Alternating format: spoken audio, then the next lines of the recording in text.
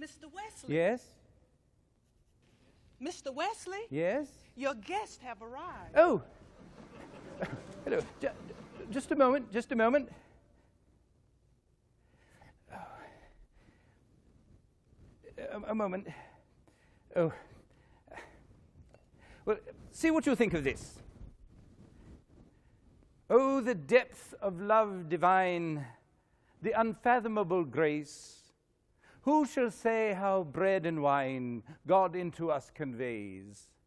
How the bread his flesh imparts, how the wine transmits his blood. Here's where I was stuck. Something, something, something in people's hearts, bringing all the life of God.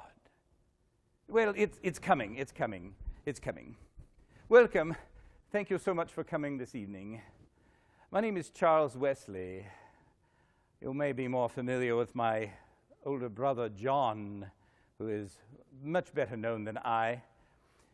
John Wesley. Seems so strange to refer to him in such a formal way. In the family, he was always Jackie, and I was always Charlie. Well, I understand that you would like to hear the stories of the early days of Methodism. And there's nothing I'd like to tell you more. I'm so happy you came tonight to hear them. Jack and I were both born in Epworth, which is a little market town in the east of England, where our father was rector of St. Andrew's Parish Church. Methodism really goes back in many ways to our mother. It refers to a disciplined method of living, a Bible method. And it was something that our mother taught us from infancy. She believed very much in having a disciplined life. I suppose one has to be disciplined to manage to have 19 children, although only 10 of us survived to adulthood.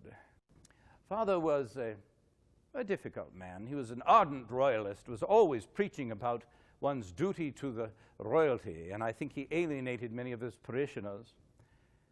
He was a difficult man to know in many ways. He thought of himself as a poet, published some volumes of poetry. One of them was entitled Maggots, hardly a poetic title, and it contained poems such as The Tame Snake in the Box of Bran. Didn't seem to me to be very inspired poetry, but he was a good man. Although our mother, Susanna, had much more to do, I think, with our spiritual growth and well-being. In fact, much of Methodism traces back to her in many ways. She would set aside an hour each week for each child specifically, where she would spend that time in religious instruction and focus only upon that child. I think this was very rare in our day. Our sister tells the story of one time when Jackie was crying about something. She said, "Jackie, please cry softly. It's not your turn."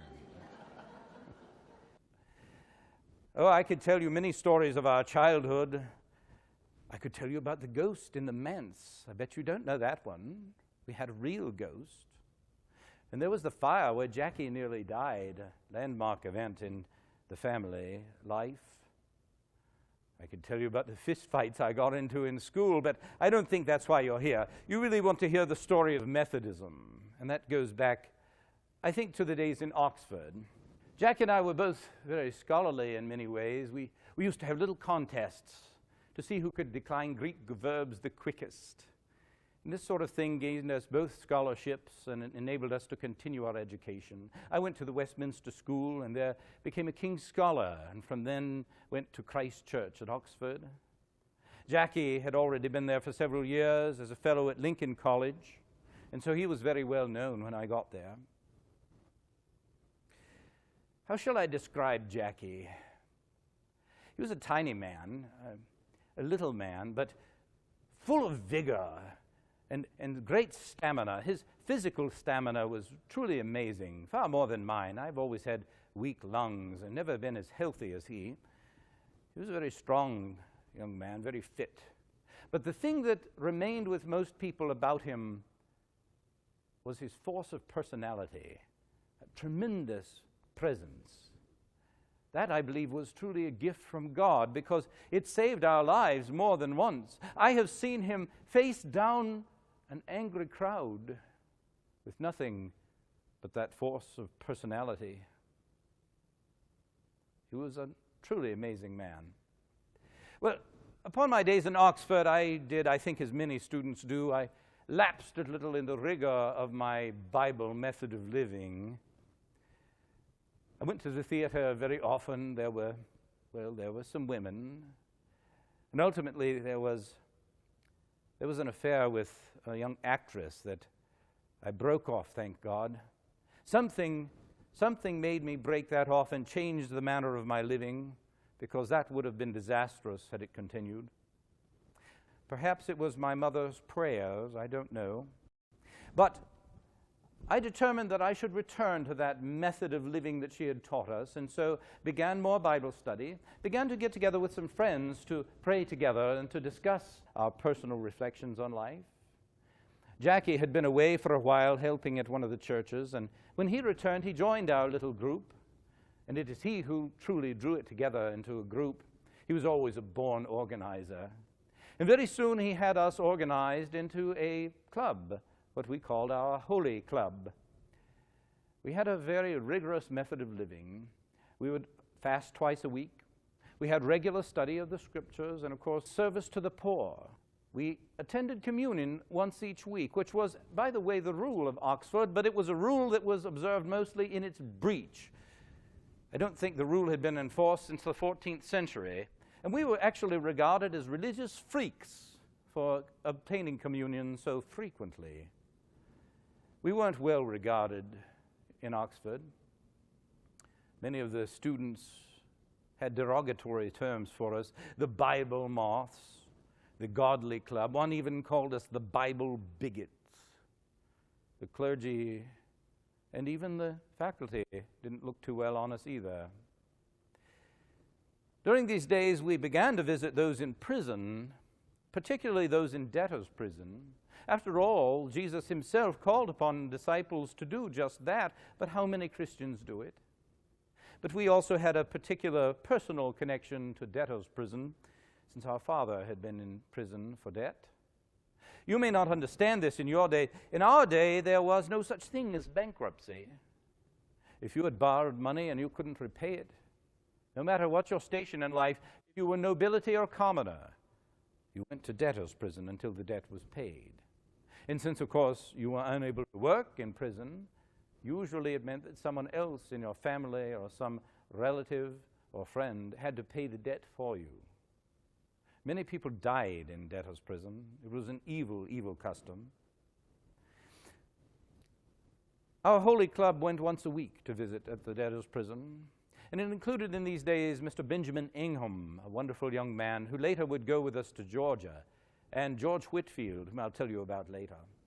About this time, James Oglethorpe was elected to Parliament, a dashing military hero, who was deeply concerned also about the fate of those who are in debtor's prison. He was a member of the Society for the Promotion of Christian Knowledge. He was a very good man. And he passed a law in Parliament that would allow people in debtor's prison to be liberated if, in exchange, they would go and settle the new colony in Georgia. In return, they would receive a small plot of land and their freedom. He was quickly appointed governor of Georgia and began to raise groups to go to colonize the area. He brought back with him a real Indian, an Indian chief, Tomochichi of the Yamakra tribe. Tomochichi was a 9 days wonder throughout England. In addition to being a red Indian, many had never seen such a thing before, he was also 82 years old and nearly 7 feet tall. He was simply astonishing. Everyone flocked to see him, including Jackie and our sister Kezi. When Jackie met Tomochichi, he came back filled with the notion that he should go to Georgia and preach the gospel to the Indians. Well, he thought that it would be like preaching to someone in the first century, devoid of all the political history that had devolved in the many years and got in the way. Well, I remember this as if it was yesterday. He came bursting into my room, all full of excitement. We are going to Georgia. Notice, we are going to Georgia. I had no intention of going to Georgia, and I said so. As far as I was concerned, The only things in Georgia were mud and pestilence and Indians. I said, I needed Oxford. I was happy at Oxford. I needed the library. I needed the theater. I needed the literary groups. I wasn't going to Georgia. Well, Jackie just kept right on as if I hadn't spoken. General Oglethorpe needed 2 men, one to be chaplain at Fort Frederica and one to be chaplain at Savannah. I said, well, there you have it. I'm not ordained. I cannot go. You must find someone else. Oh, that's not a problem. You see, because I was to be ordained on Sunday. He'd already spoken to the Bishop of Oxford about it. Without a by your leave, Charlie, without a nod in my direction. Well, it wasn't just that he was so high-handed, because Jackie was often that way. It was that we had already decided this as a family. Our father, bless his soul, had wanted all 3 of his boys to take holy orders and be ordained. But all of us felt that I simply didn't have the mettle. I didn't feel the calling. Our brother Samuel, in particular, who was a clergyman, he didn't feel that I could do it. And so we had agreed as a family that I was going to be a scholar, not a pastor. And here, all of a sudden, I was to be ordained for no other reason than simply that Jackie wished it. Well, I felt like a will-o'-the-wisp, being blown hither and yon without any will of my own. And so I decided I had to make it clear. I was not to be ordained, and I was not going to Georgia. Well, after my ordination ceremony,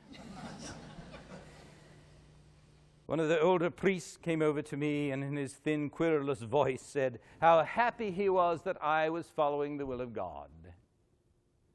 I think I offended him mightily because I said, this is not the will of God, this is the will of John. We had an opportunity to say goodbye to our mother, and then departed on the good ship Simmons, accompanied by a man-of-war for protection, for these were dangerous days on the oceans. Benjamin Ingham of our Holy Club came along with us, and a young man named Charles Delamott, who would prove to be very helpful along the way. And there were 26 Germans from Herrnhut, those that are known as Moravians, that had recently begun missionary work on St. Thomas and St. Croix, which had been much talked about. Well, along the way, we maintained the discipline of our Holy Club. We would rise early to pray and study, to share personal self-examination. At 8 a.m., we would lead public prayers. And then Jackie would preach in the great cabin. Sometimes I would preach, but when I did so, I felt like I was wearing a beautiful coat that had been made for someone else. I just did not feel comfortable with preaching, with being a pastor. Then we would have a time where we would each study. Mr. Delamott studied Greek. Mr. Ingham would give instruction on religion to the children. And Jackie would study German because he was trying to learn how to converse with the Moravians. Then later in the afternoon, we would have evening prayers and private prayer.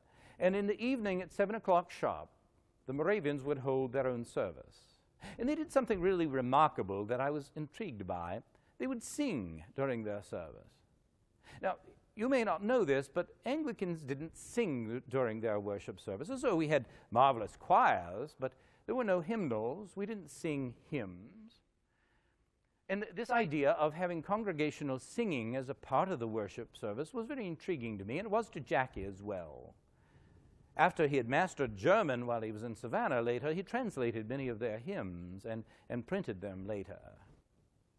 Well, when we would gather people for our sermons, there weren't many on shipboard that would come regularly, but of course Mr. Delamott and Mr. Ingham would come, and Herr Tolchig, the leader of the Moravians, would often sit in on sermons. And then there were 2 more. Whenever Jackie preached, there were 2 women who came every time, Mrs. Welch and Mrs. Hawkins.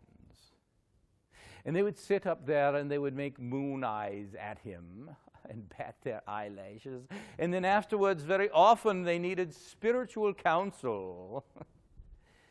General Oglethorpe warned us to be cautious of these 2 ladies. We had no idea at this time how much trouble they could cause. women were always attracted to Jackie. I never understood it, much more so than to me. Perhaps it was his lovely auburn hair. He had very beautiful flowing hair. He never wore a wig. He was so proud of his own hair. But women always followed after him, and these two did, and it was the start of trouble more than we knew at the time.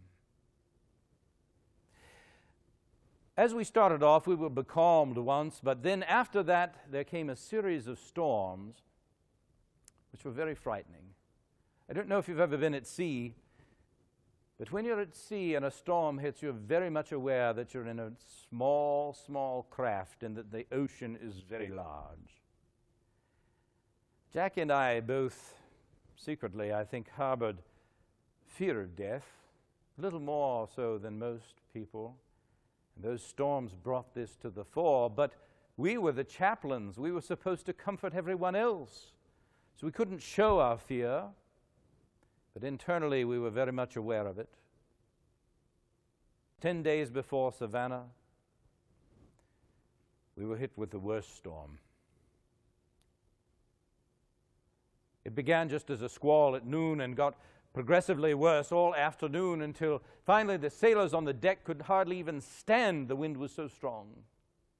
It had become a full-blown hurricane. And around dinner it was so terrible that there was nothing but a shrieking of the wind and the English and sailors screaming below decks. We were all certain that we were going to die. But right at 7 o'clock, the Moravians began their service as if nothing was going on. And right at that moment, a great wave came and swept over the ship, tore the sails in two, and came pouring between the decks. It was as if the deep had already swallowed us up. And we looked over there, and the Moravians sang calmly, as if nothing was happening. Jack and I were both astonished. The next day, as we were helping to clean up, Jackie went to Herr Tolchig and asked him, "Were you not afraid?" He said, "Oh, I thank God, no, I wasn't." "Well, what about your women and children? Were they not afraid?" And he responded, "I thank God our women and children are not afraid of death. Because, you see, we belong to Jesus. And if we live, Jesus is with us. And if we die, then we shall be with Jesus. So either way, we are with Jesus." Well, this calm assurance brought both of us up short. We were so terrified ourselves that I think that moment convinced both of us that there was something severely lacking in our faith. And events in Georgia would accentuate that as time went on. Oh, that storm stuck in my mind, let me tell you.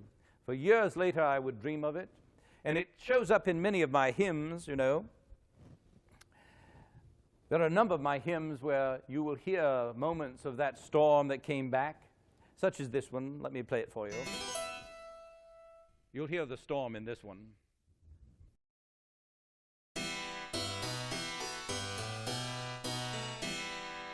Jesus, lover of my soul, let me to thy bosom fly, where the nearer waters roll, where the tempest still is high. Hide me, O my Saviour, hide, till the storm of life is past, safe into the haven guide, or receive my soul at last. I actually wrote that hymn while hiding behind a milk house in County Down, Ireland. I had been there preaching, and many of the locals didn't like what I preached, said it was an affront against the church. And so they were chasing after me, and the farmer's wife was kind enough to hide me in the milk house.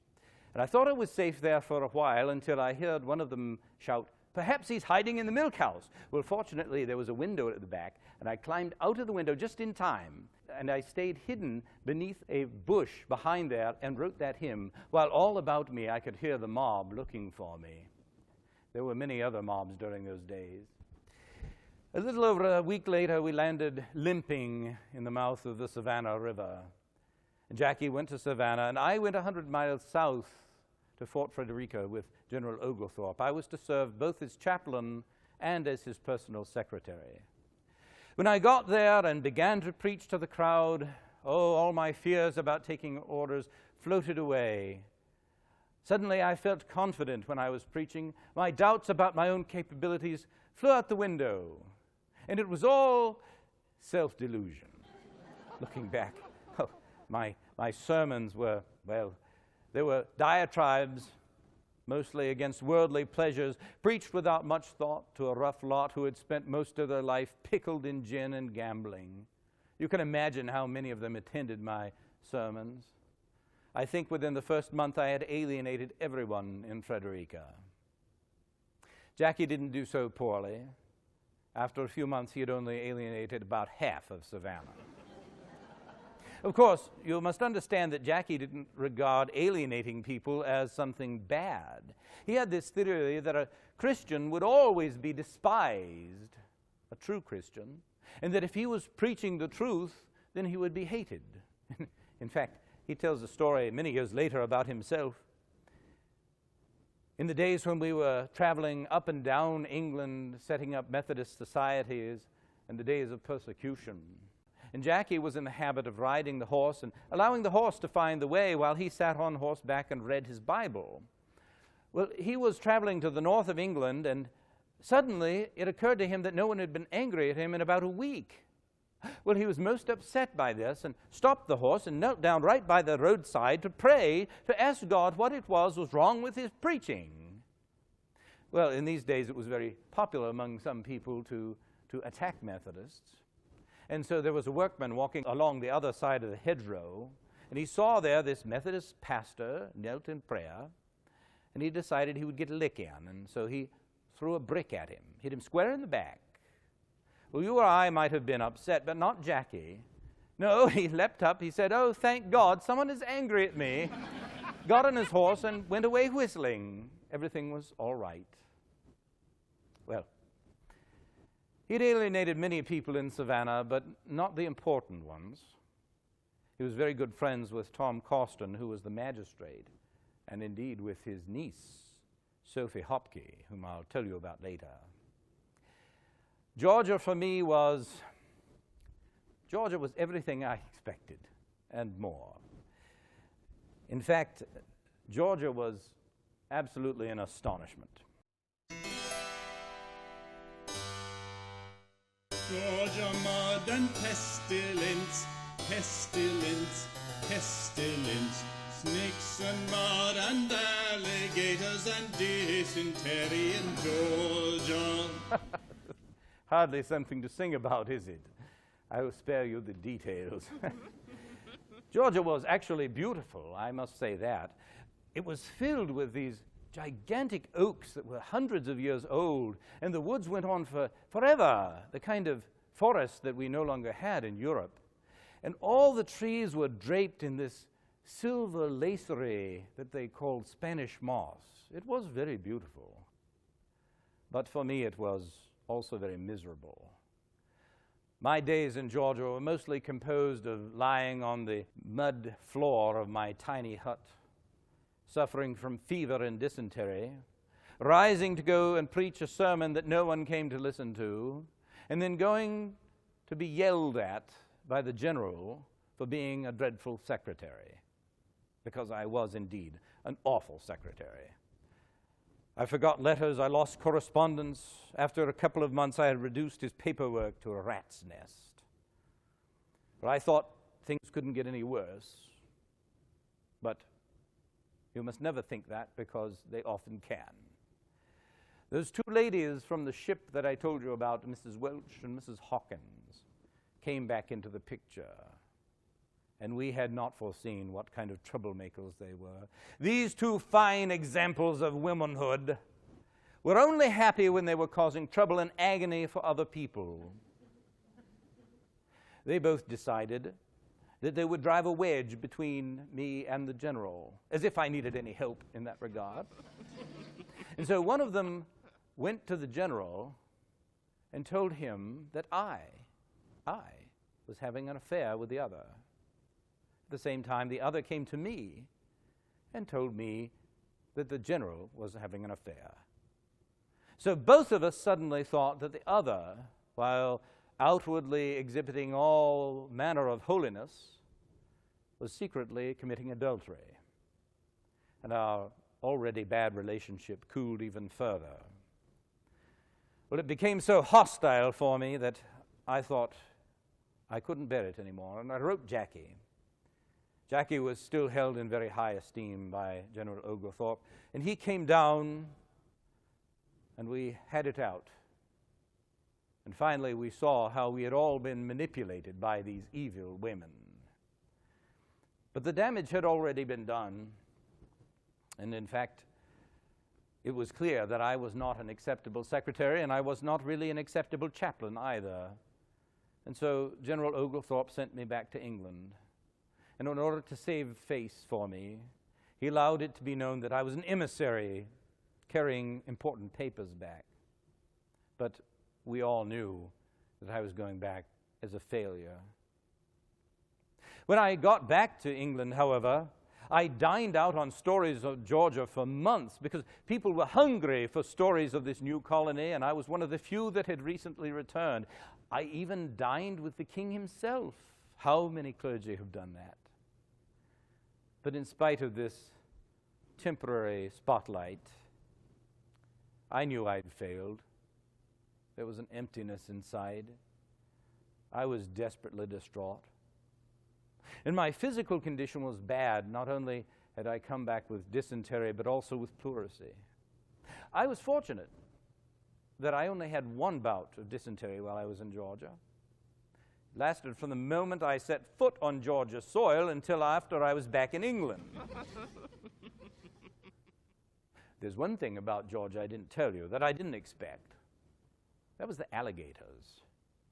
Gigantic monsters, like they were out of those stories of St. George and the Dragon, except they lived in water, almost twice as long as a man, and they could eat a man too. We'd found that they slept a lot during the day, and especially at noon they would be very sleepy, and so that was a safe time usually to go into the river. So once when I was visiting up in Savannah, Mr. Delamont and I went to bathe in the Savannah River right around lunchtime. And it turned out that one of them wasn't asleep. They went after Mr. Delamont, who ran naked from the river and just barely escaped with himself intact. Well, back in Georgia, Jackie was having more success than I. As I said, he had alienated everyone, particularly Sophie Hopke. Sophie was the 18-year-old niece of the magistrate, beautiful young woman. And I think really she and Jackie were the two most eligible single people in all of Georgia. Jackie was very handsome, single, very eligible. And she too, she was an heiress. They both believed, but both had also resolved not to marry for different reasons. Sophie had resolved not to marry because she had been forced into a betrothal several years earlier by a violent man who was in prison in South Carolina and would often write her letters threatening to kill anyone else she married. And so she had resolved that the safest thing was never to marry. Jackie had resolved many years ago not to marry anyone who did not live up to the measure of our mother, a very high standard. But when he'd gotten to Georgia, he had decided, in fact, that he wanted to remain celibate, to never marry, and to dedicate himself only to preaching the gospel. Where he got this notion, I don't know. But so these two complicated people who had resolved never to marry fell in love. Sophie would come for French lessons to the parsonage, and then she came frequently to the prayer sessions. They became very, very close. But never, never would Jackie propose. And the time came, I think, when Miss Hopke decided that she did want to marry Jackie, and so began to leave open opportunities for him to propose and perhaps to nudge him in that direction. Well, that was the wrong thing to do, because the worst thing you could do with Jackie was to try and make him do something that he hadn't already decided himself. And so the more opportunities she would lay open, the more he would back off and dig in his heels. Well, then another enterprising and interfering woman entered the picture, her aunt, who came up with a marvelous idea that perhaps if Sophie would announce an engagement to someone else, this would pressure Jackie into making the proposal. And so they announced that she had become engaged to a Mr. Williamson, one of their tenants. Unless Jackie had something to say about it. Wink, wink. Well, this kind of pressure he didn't respond well to, and he simply dug in his heels and refused to have anything to do with it. He refused to marry them. They went off to South Carolina to find a priest who would marry them there. And when they returned, Jackie refused to acknowledge the legality of the marriage, referred to her as Miss Hopkey, refused to refer to her as Mrs. Williamson, wrote her letters often about her spiritual well-being, which I think she didn't take too well. She stopped coming to services. Then came the day that she did come back to church, and Jackie refused to give her communion in front of the entire village. Well, the next day, Mr. Williamson had him arrested and sued him for defamation of character, sued him for £1,000 sterling, an astonishing amount, 100 times his annual salary. His few friends in town told him it was time to leave, for he'd never get a fair trial. The magistrate was her uncle. And so Jackie also left Georgia in disgrace and returned to England. Never once had he preached to the Indians, his whole goal in going to Georgia. In his journal on the voyage back, Jackie wrote, "I went to Georgia to convert the Indians, but oh, who shall convert me? What is he that will deliver me from this evil heart of unbelief?" He too was convicted of an emptiness in his soul, a terrible emptiness. About this time, we both met a young man named Peter Baylor, who was a Moravian. He was, in fact, on his way to Savannah to work there, but had stopped over in England to improve his English, which was not very good. And I praise God that we met him. He was a dear, dear man. He would talk to us also about the religion of the heart. He said that you would be absolutely certain of the salvation of Christ and that your heart would be at peace, something Jackie and I both knew we did not have. I was at this time still suffering from pleurisy, which would come and go. I don't know if you've ever had pleurisy. It's an inflammation of the lungs, and when it's very bad, you cannot get your breath. It seems like all the air has been sucked out of the room. And I was suffering very badly from it at this point. And dear Peter came and nursed me, would cool my brow with compresses. And one day when I thought sure that I was going to die, he said to me, "Do you hope to be saved?" "Well, yes," I answered. "For what reason do you hope it?" "Well," I said, "because I have always used my best endeavors to serve God." And Peter looked at me sadly and just shook his head. Well, as weak as I was, a little spark of anger started up in me, and I sat up and I said, "What? Will you take away from me my endeavors, the only thing that I have to hope in?" But I knew that my words were vain. Peter also spent much time in discussion with Jackie. He could see that we had built our whole lives on an idea of earning salvation by good works, through our own determination, our own efforts, almost without regard to the work of God upon the cross. One day he said to Jackie, "My brother, this philosophy of yours must be entirely purged away." He saw that we could not receive the free gift until we had given up on this idea that drove our lives at that stage. Jackie finally became convinced that indeed he needed this experience of conversion.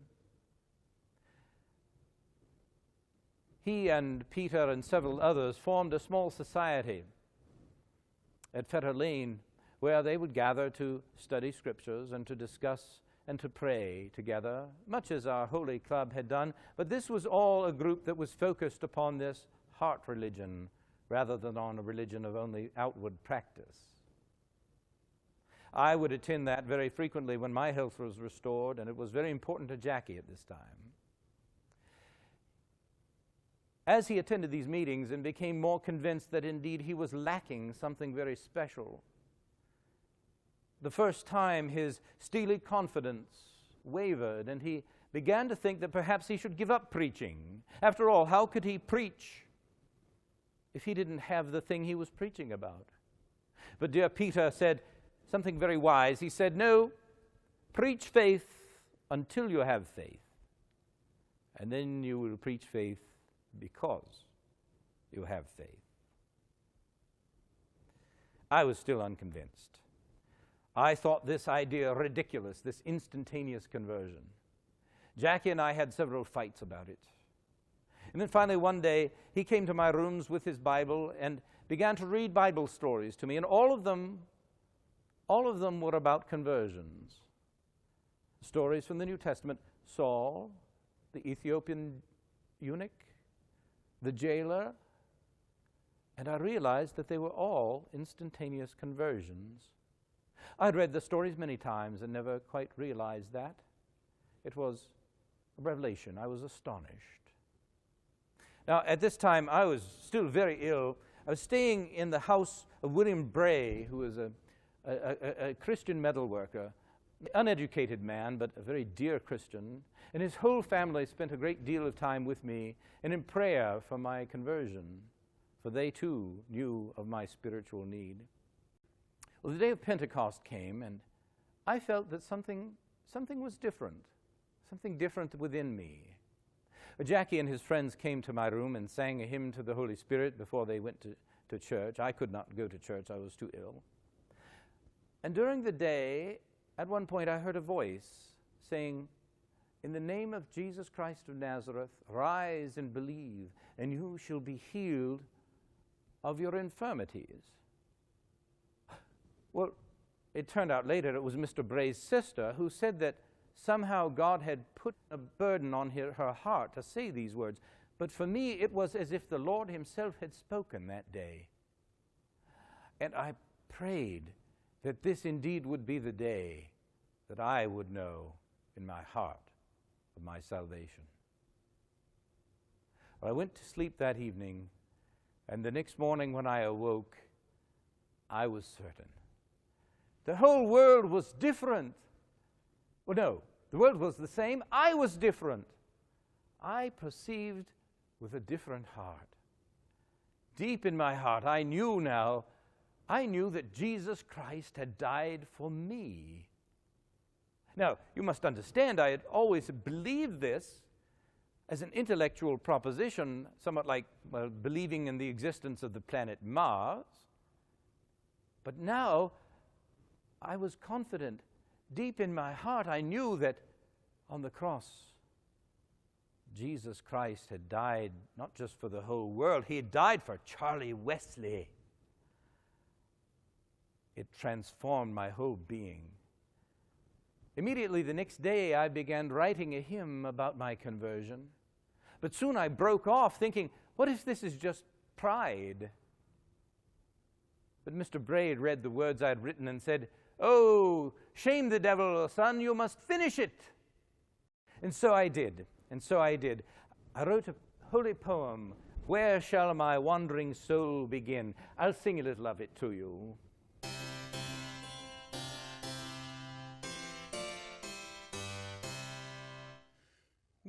shall my wandering soul begin? How shall I to heaven aspire, a slave redeemed from death and sin, a brand plucked from eternal fire?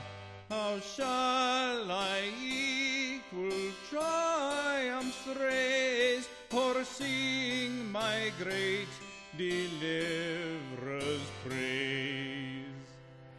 Well, from that moment on, holy poetry just poured from my pen, poured from my heart. I had tried writing poetry before, but it had always been a labor. Now I had something to say. I had something to sing about.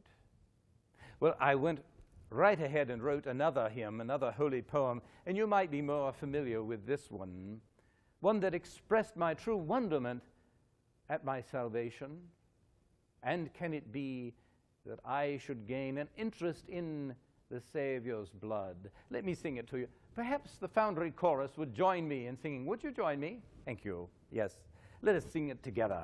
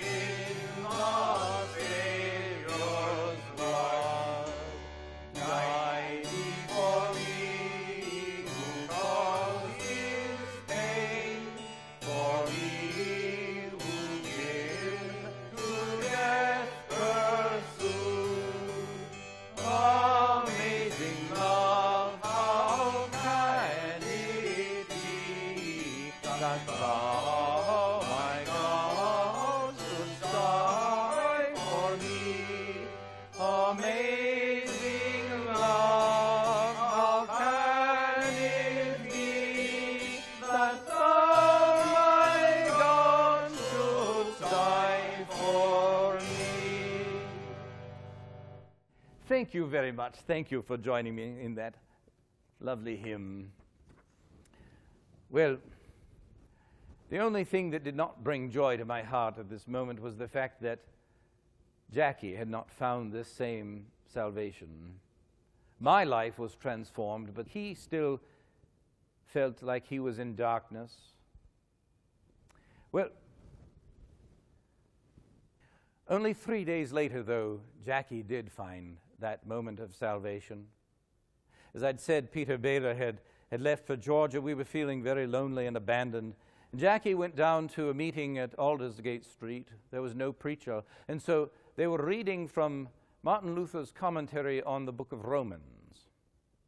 And as he sat there in the meeting, feeling somewhat depressed and alone, he heard these words from that long-dead reformer.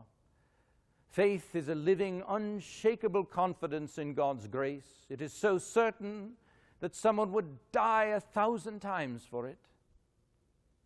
This kind of trust and knowledge of God's grace makes a person joyful, confident, and happy with regard to God and all creatures. Well, this indeed was what he was looking for as well. And he wrote later that at that moment he felt his heart strangely warmed. Later that evening, he and his friends came bursting into my room, and he shouted, "Charlie, I've found it. I have found salvation." There was such rejoicing that evening. We sang together the hymn that I'd written the day before. It was a joyous moment. Thinking back on it, I'm sure that we probably disturbed all the people nearby who were trying to sleep, but it was a moment of great joy for all of us. From that point on, both of our lives were completely transformed. And I must say, my experience of worship was transformed as well. As I went then through the church year, every moment was as if it was something completely new. You must understand, as a child of a clergyman, the church year was the warp and woof of our being. It was the rhythm of our lives. But now it was all new to me. I experienced every moment of it as if it was something fresh and new. One thing was not fresh and new, however, and that was the preaching in our churches. I became aware how abysmal, how empty it was. Our dear friend George Whitefield, who had been in our holy club and had found saving faith a few years earlier, was in the habit of saying that the reason congregations were so dead is because they had dead men preaching to them, something that endeared him to the clergy a great deal, I'm sure. But as we went through the church here, when we got to Christmas, my heart overflowed with joy. It was an experience as if I was there in the stable at the birth of the child. It was so real, so fresh, so new. I had to write a holy poem, and so I did. Let me sing a bit of it for you, see if you know it.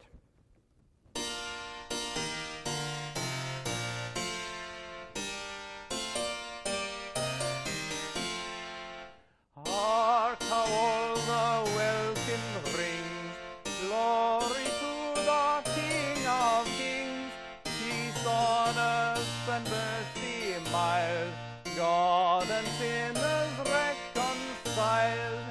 I can see a little confusion in your faces. Well, perhaps you know some of those words, but not all of them. Right away, my friend George, he said, "What is a welkin?" Well, it was a word that I suppose was a little obscure even in our day, but an educated person would have known it. The welkin was all the heavens, the planets, the clouds, the spheres, and I wanted to write that all the heavens were proclaiming the glory of the moment. George said, well, what good is a hymn if the people don't understand what they're singing? And so he rewrote it, the first line, to Hark the Herald Angels Sing, and perhaps you're more familiar with that version. Will you sing it with me? Please do, and the chorus as well. Let us sing it together. I'll play the hymn tune that you are familiar with. You ready?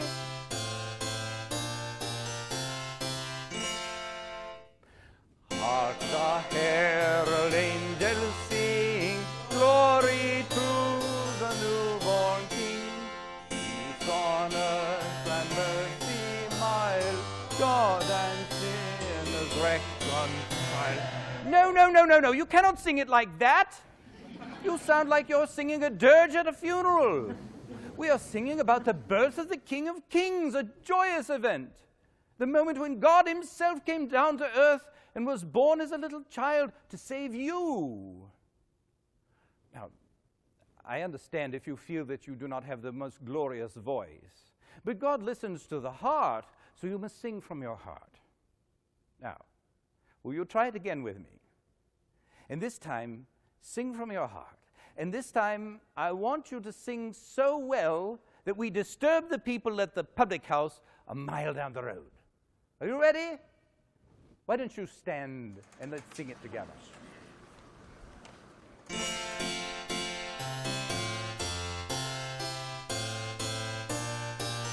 Now sing!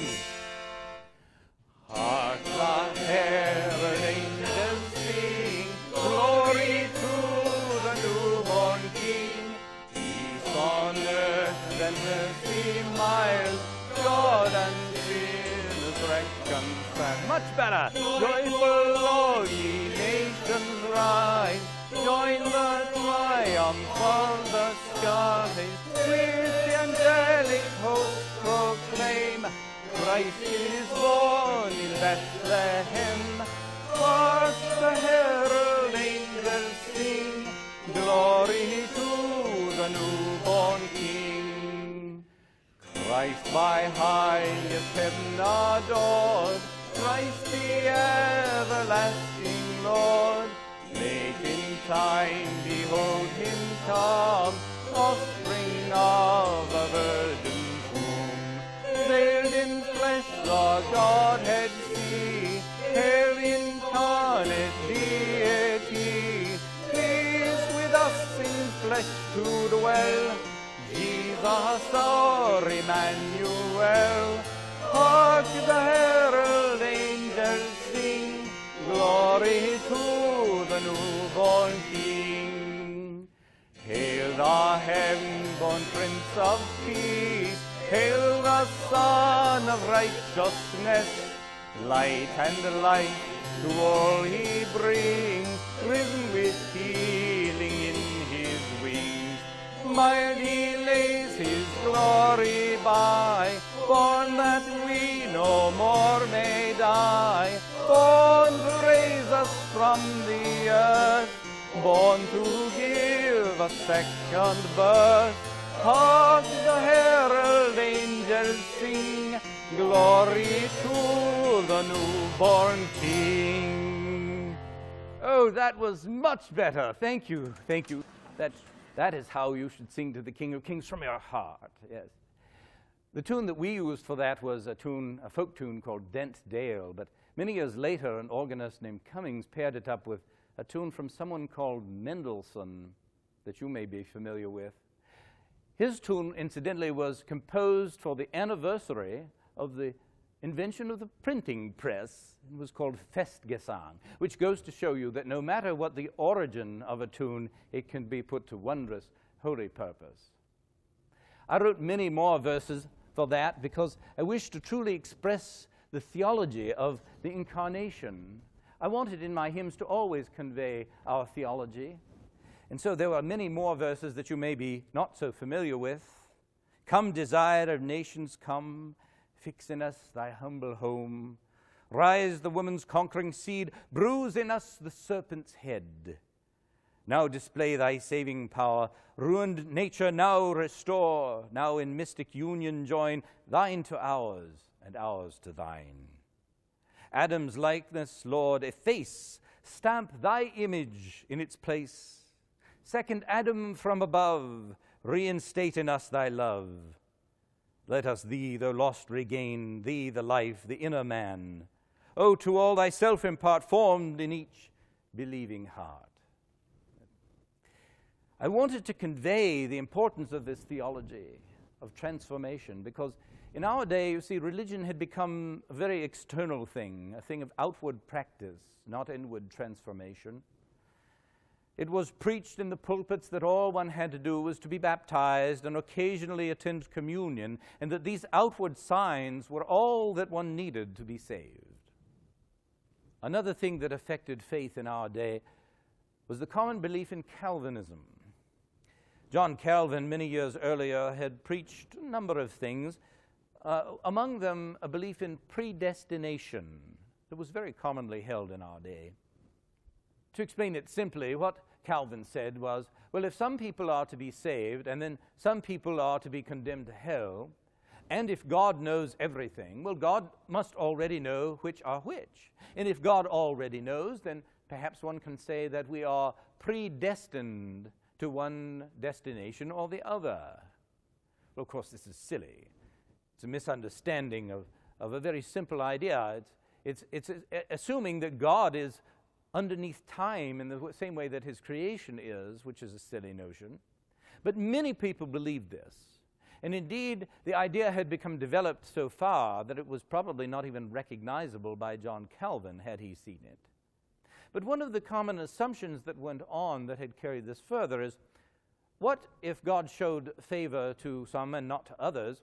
How would he show it on earth here? And the reasonable example that people came up with was that he would show it through prosperity, a very comfortable idea for the wealthy. And so it was a common assumption in our day that those who were well off, those who were well born, were those that were blessed by God and destined for heaven.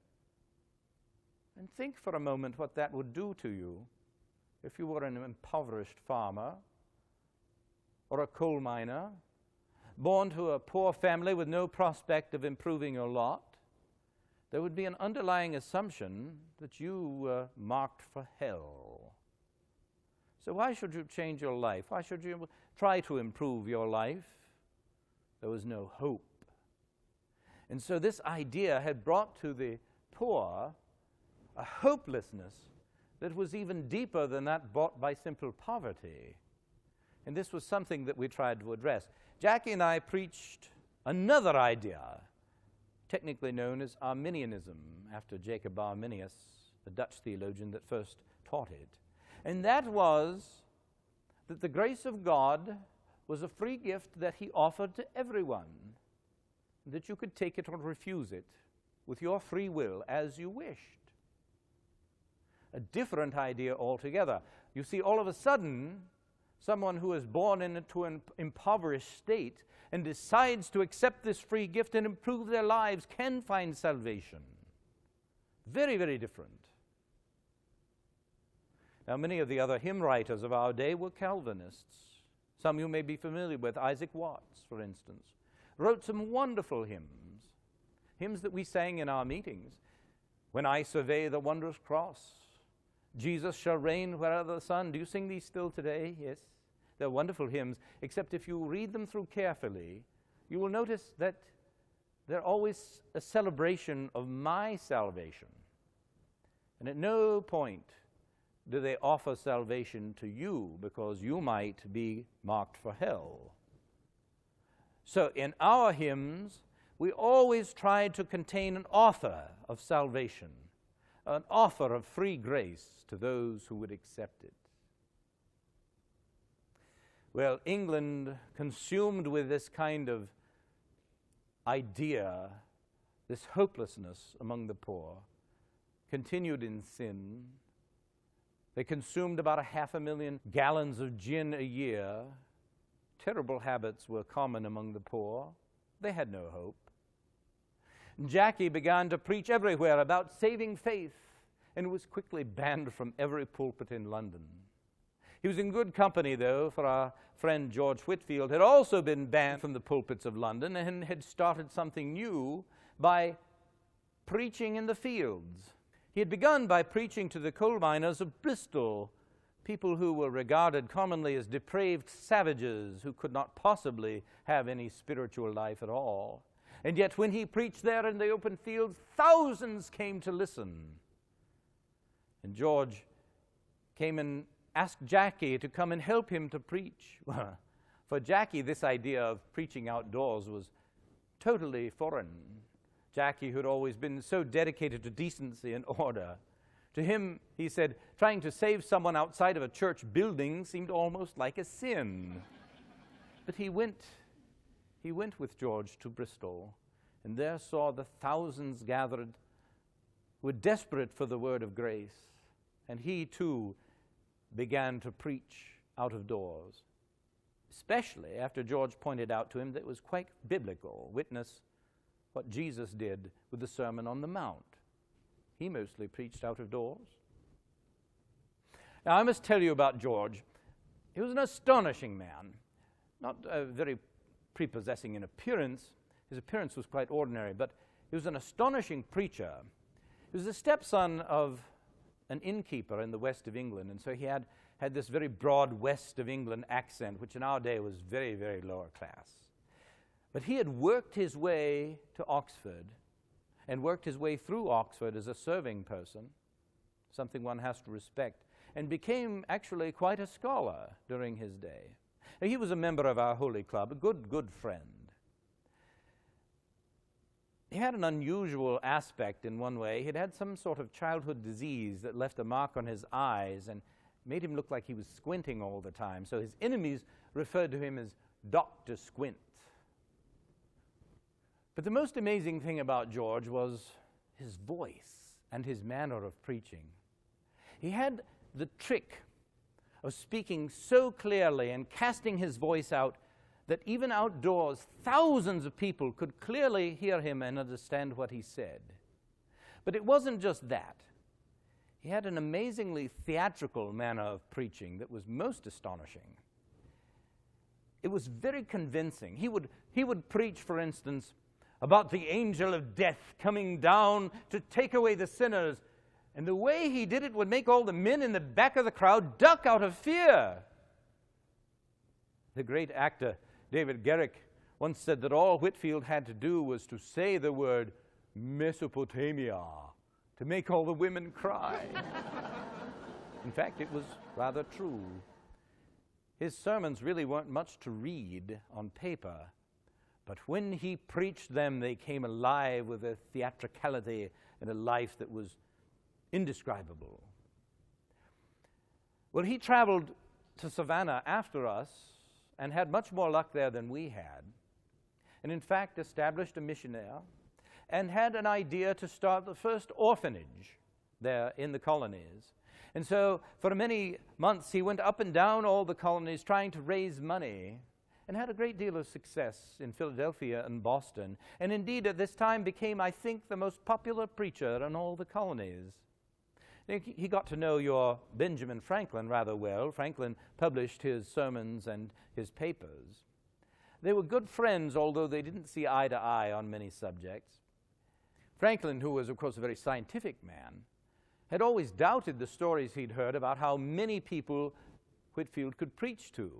And so he set up an experiment one time to see it. Oh, wait, I can read it to you in his own words. I have his autobiography here. Hold on just a moment. Yes, here it is. Here's Benjamin Franklin writing about George. He had a loud and clear voice and articulated his words and sentences so perfectly that he might be heard and understood at a great distance, especially as his hearers, however numerous, would observe the most exact silence while listening. He preached one evening from the top of the courthouse steps, which are in the middle of Market Street on the west side of 2nd Street. Both were filled with hearers at a considerable distance. Being among the hindmost on Market Street, I had the curiosity to learn how far he could be heard. And by retiring backwards down the street toward the river, I found his voice was quite distinct, until I came all the way near Front Street, where some noise in the street obscured it. Imagining then a semicircle, of which my distance should be the radius, and imagining that it was filled with auditors, to each of whom I allowed 2 square feet, I computed that he might well be heard by more than 30,000 people. Well, this reconciled to me the newspaper accounts of his having preached to 25,000 in the fields, and also those ancient histories of generals haranguing whole armies, which I had often doubted. Although they were good friends, the two didn't see eye to eye, and especially had a disagreement about the funding of this orphanage. And Benjamin Franklin had at first been willing to help fund it, and after this disagreement said he would give nothing. But he writes his own testimony to the power of George's preaching. He writes, I happened soon after to attend one of his sermons, in the course of which I perceived he intended to finish with a collection, and I silently resolved that he should get nothing from me. As I had in my pocket a handful of copper money, 3 or 4 silver dollars, and 5 pistoles in gold. As he proceeded, though, I began to soften and concluded to give the coppers.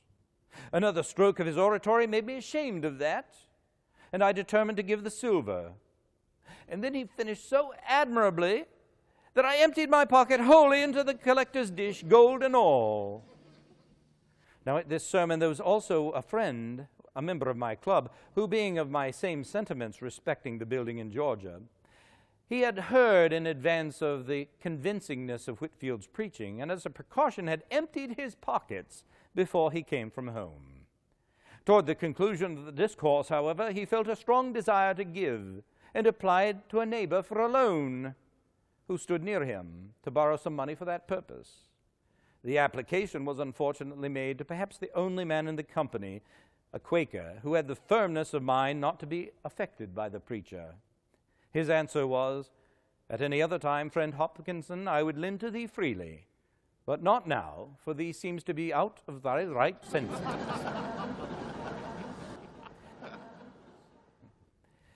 David Hume, the great philosopher, once said that he would travel 20 miles just to hear Whitefield speak, but others weren't as impressed with him. Dr. Samuel Johnson said Whitefield's popularity was just due to the peculiarity of his manner. He liked Jackie's preaching much better. He said the Methodists preach in plain language, a familiar manner, which is what you need to convey to the common people. Well, Jackie's first experience with field preaching was remarkable. Over 3,000 people gathered there to hear him at the Bristol Brickyard. And though Jackie had none of George's theatricality about him, he preached very plainly, in a very reasonable way. And yet, these people were so hungry for the Word that it transformed them as well, and there were hundreds of conversions. As the year went on, then we approached the time of Easter, and that Holy Week for me was an astounding time. It was the first time I had been through Holy Week and Easter since my salvation. And again, like Christmas, it was as if I was there. It was as if I was there at the Last Supper. I was there at his betrayal. I was there at the foot of his cross. And then ultimately I was there with the women in the garden on Easter morning to witness the empty tomb. And again, I had to write a holy poem about this, and I wrote, "Christ the Lord is risen today." Later on, when it was set to music, there was a popular tune from an earlier hymnal called Lyra Davidica, which was very beautiful and fit the feeling of it well, but there weren't enough syllables. And so a friend of mine added the word Alleluia at the end of every line, which suited it perfectly. What could be better? Alleluia, praise God, at the end of every line as we celebrate his resurrection. Do you know this one, Christ the Lord is risen today? Yes, please rise and sing it with me.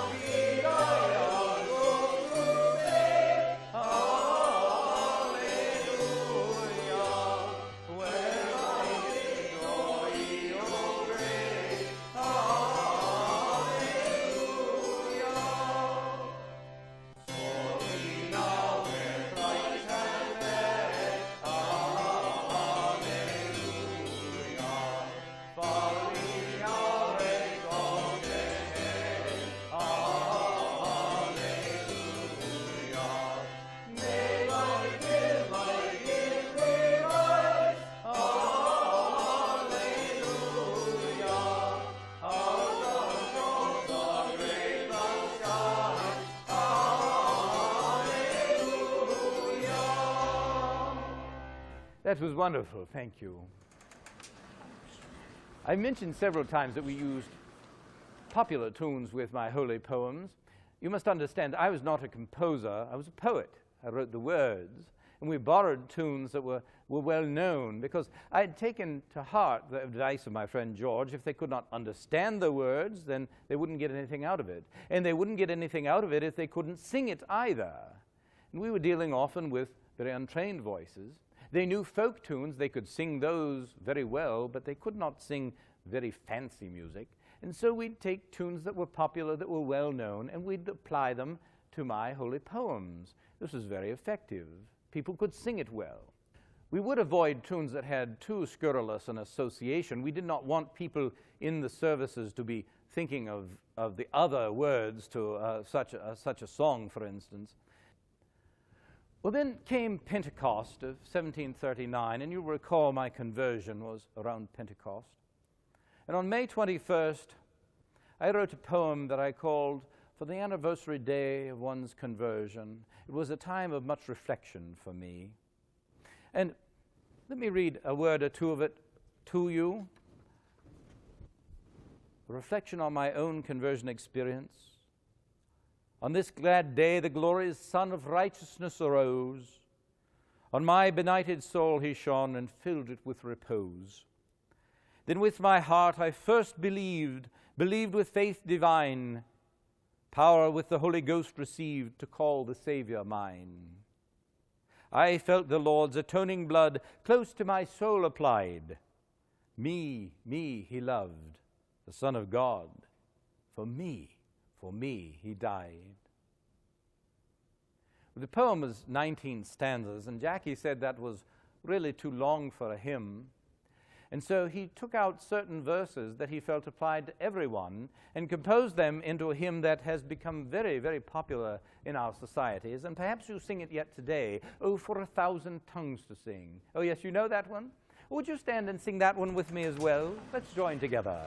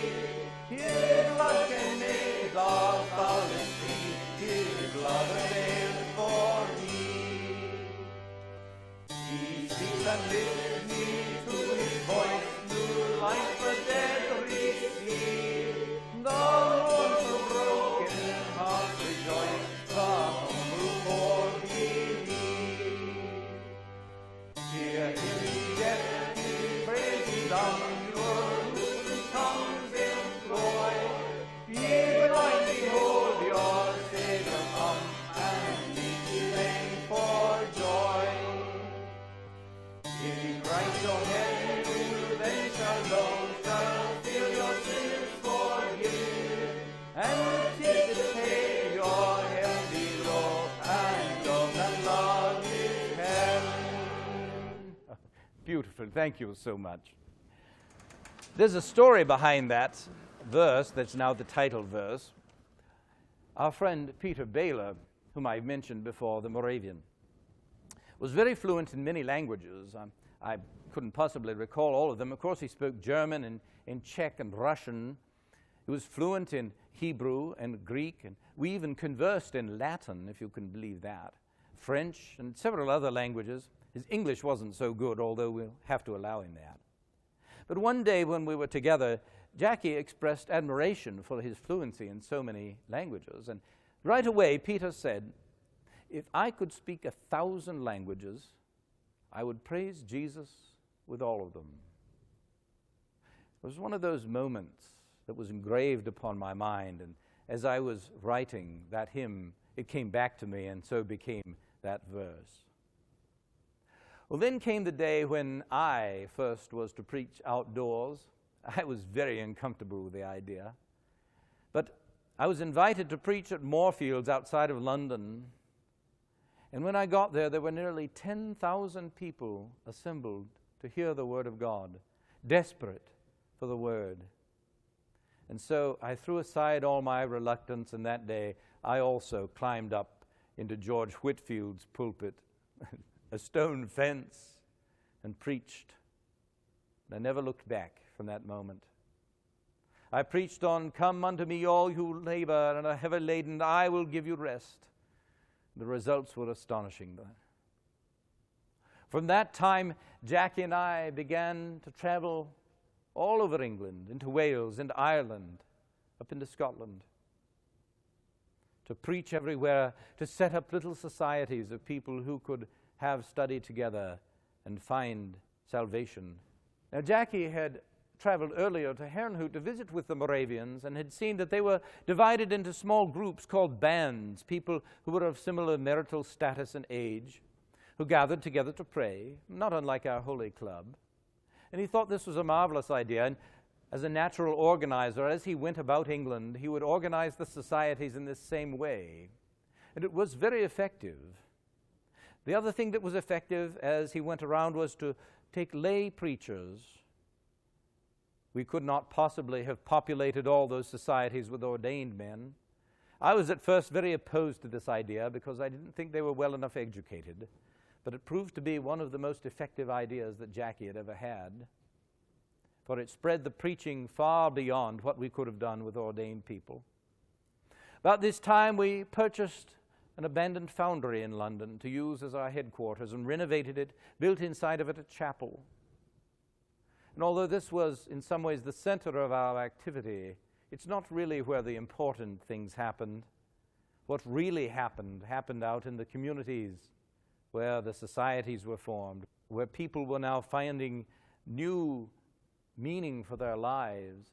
It happened on the border of Wales, happened in coal communities up in Newcastle.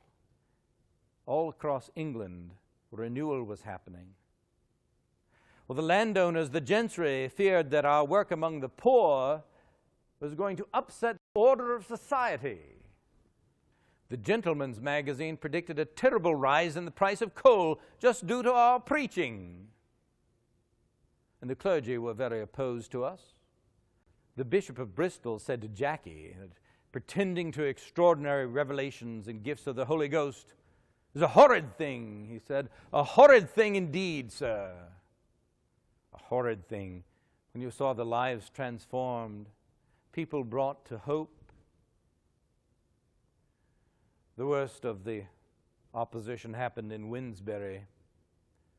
That was the first time that a Methodist was killed by a mob. The mobs broke into the houses of all the Methodists in town, tore their houses to pieces, ripped up their beds, beat them. On another occasion, Jackie was dragged by his beautiful hair through the mud and through streams and rocks by a mob. There were some amusing incidents, too. There was one instance where a whole wagon load of Methodists was taken before the magistrate and accused of disturbing the peace. Well, why are they disturbing the peace? Said the magistrate. And one accuser said, well, they pretend to be better than everyone else because they pray all the time, from morning till night. This didn't seem to be much of an accusation. Well, another accused the Methodists of converting his wife. Till she went among them, he said, she had such a tongue on her, but now she's quiet as a lamb. Well, the magistrate laughed and said, well, turn them loose, set them on England, and let them convert every shrew in the nation. Jackie was not afraid of controversy. I've always been more of a conciliatory person myself, but Jackie was never afraid of confrontation. He wasn't afraid of controversy either. He had about this time a split with the Moravians. Not so much with the Moravians, I think, as with Count Zinzendorf himself. For Jackie, it was a theological issue. I think perhaps it may have been that they were two such large egos they couldn't coexist on the same nation at the same time. But he pulled out of the Fetter Lane Society completely.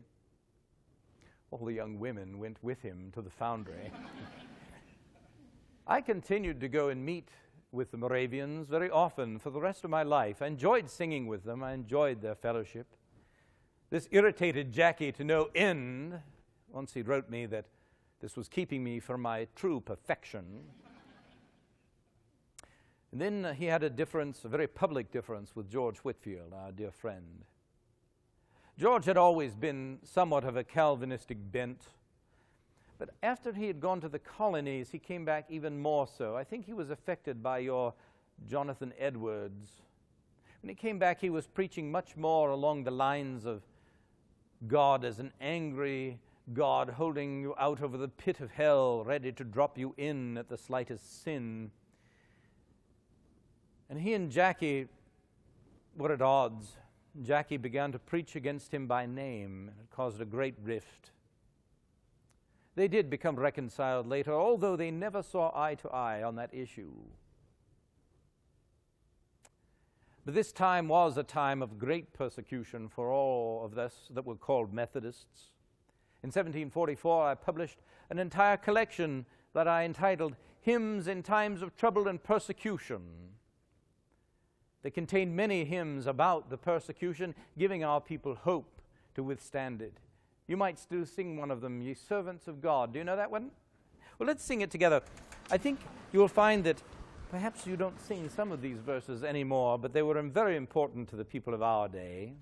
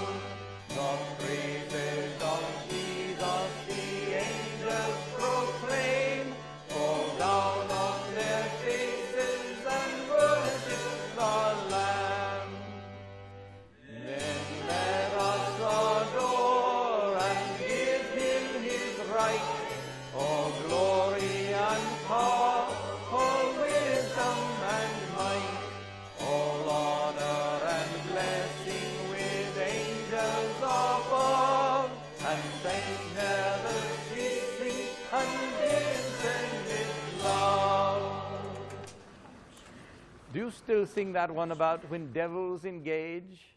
No, well, it was a very important one to our people at that time.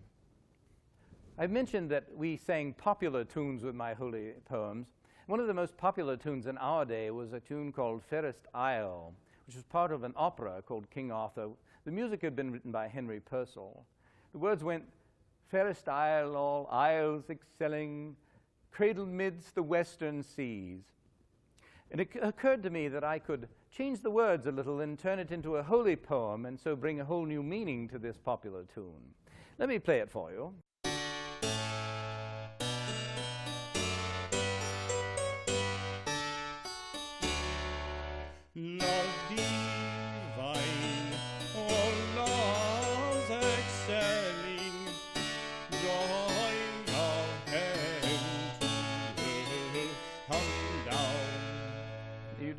that one, do you? But the words are familiar. Well, I'll have to pout a little bit because I wrote those words specifically for this tune, which then fell into some disuse, I think. And finally, many years later, an organist wrote a new tune for my words that had been written for another tune entirely, called Beecher, and perhaps that is the tune that you're more familiar with. Please sing it with me.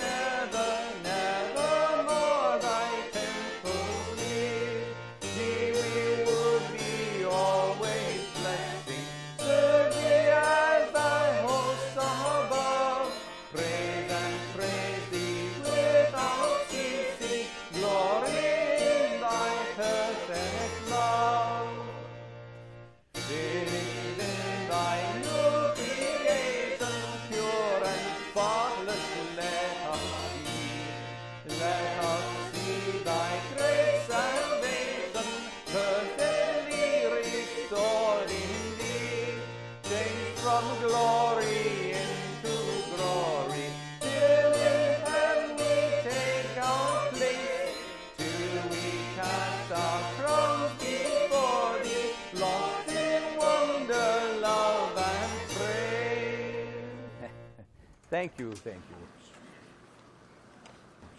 I still like the original tune better, but this one will do. Well, over time, the controversy ceased and declined. Jackman eventually became one of the most respected preachers in all of England. He'd be greeted by huge crowds wherever we went, including those in the gentry. I think the landowners had finally seen that the transformation of the hearts of their people produced only better people to work with. He got to know the kings, the princes, but still he did not shy from controversy. He stood up and opposed the practice of slavery upon which the colonies had been built, something that didn't endear him to many. And when American colonists began to make noises about rebellion, he sided with them for a time. Indeed, he wrote a letter to King George III saying that in fact they were only demanding what was legally their right as British citizens. And if England would not give them what was legally their right, what choice did they have but to fight? That didn't make him very popular either. And as war came closer with the colonies, Jackie, seeing that a split was inevitable, seeing that communication was going to be very difficult, decided that the Methodists in America had to organize themselves and be independent of England. And so he appointed two young men, Mr. Coke and Mr. Asbury, and sent them to organize the American Methodists as their own entity. Methodism took root here and seemed to find fruitful soil here in the United States of America, and has brought forth many wonders and much, much good work. if there is a legacy of our lives, it would be this: that God is not impersonal and far off, but a dear friend who can be known in the heart, who's close by and involved in your daily life. If we have free will, then anyone can accept this wonderful gift of grace, or sadly can also reject it. But then also, if we have saving faith, then our lives must evidence this through transformation. We must have an expression of the debt of gratitude that we owe to God. Christians must undertake compassionate action for those in need and must look at how they can change the ills of society. These things are very important. As was fitting for a poet, I had the opportunity of writing my own epitaph. With poverty of spirit blessed, rest, happy saint, in Jesus rest. A sinner saved through grace forgiven, redeemed from earth to reign in heaven. Thy labors of unwearied love, by thee forgot, are crowned above, crowned through the mercy of the Lord, with a free, full, immense reward. I would leave you with my militant hymn. It's based on Paul's letters to the Ephesians. Some said that this was too militaristic for such a peaceful people. We tried to never respond with violence to violence. But in fact, it is biblical from Paul's letter to the Ephesians, where he says that we must put on the full armor of God. We struggle against evil. We have not a physical battle of violence, but a battle against wrong, against evil, against principalities and powers. He says in the Greek that we must put on the panoply, the full armor of God. And if we fight with the armor of God, we shall be successful. If we fight only with our own strength, we shall fail. Do you know this one? Soldiers of Christ arise. Please sing it with me.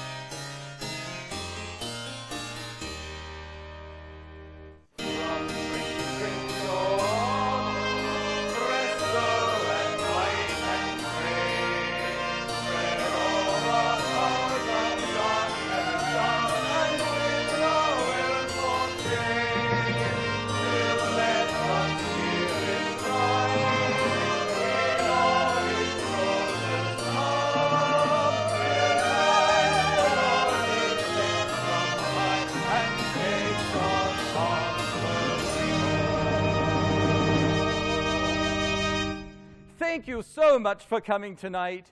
God bless each one of you. Good night.